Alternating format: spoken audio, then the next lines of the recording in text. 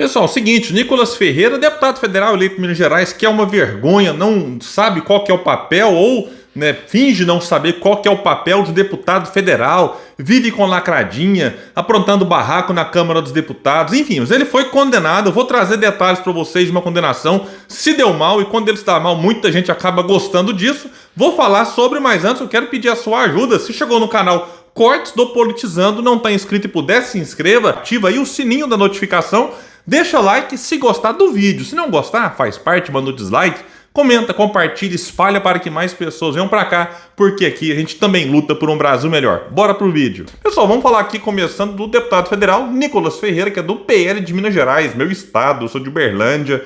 Enfim, ele foi condenado nesta quarta-feira em processo movido pela também deputada federal Duda Salabert, do PDT de Minas Gerais. Em 2020, quando os dois ainda eram vereadores em Belo Horizonte, o bolsonarista deu uma entrevista na qual se referiu a Duda com pronomes masculinos. Por este motivo, o Tribunal de Justiça de Minas Gerais, o TJMG, decidiu pela condenação em primeira instância e impôs indenização no valor de R$80 mil. Essa foi uma de outras possíveis derrotas de Nicolas Ferreira.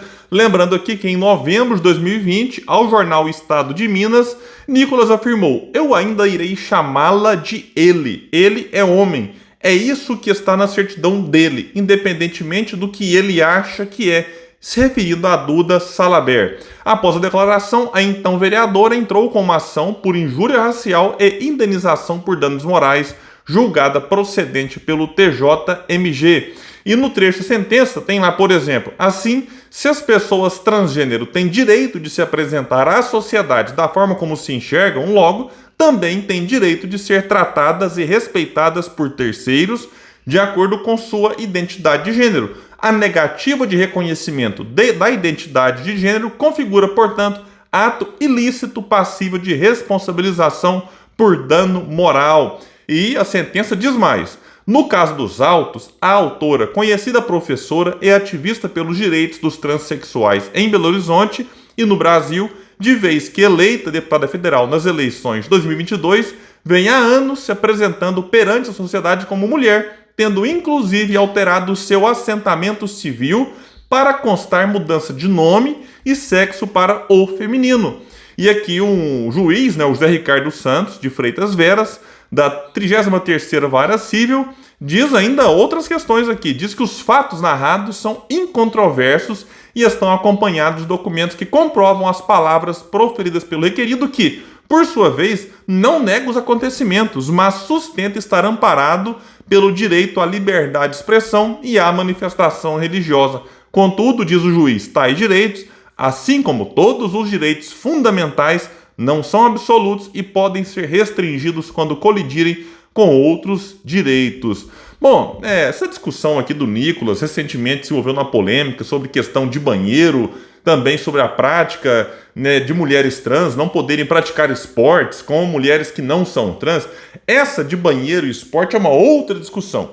Quando o Nicolas chama a Duda por um pronome masculino, é para provocar. Não é alguém que sem querer, eu já vi acontecer, pessoas sem querer, aí chama uma mulher trans ali, sem querer por um pronome masculino, depois a pessoa em seguida se corrige e tal. Não foi o caso, o Nicolas faz isso de caso pensado, de forma consciente, para provocar, e nesse caso o TJMG entendeu como procedente o pedido da Duda. Então o Nicolas foi condenado e terá que pagar R$80 mil.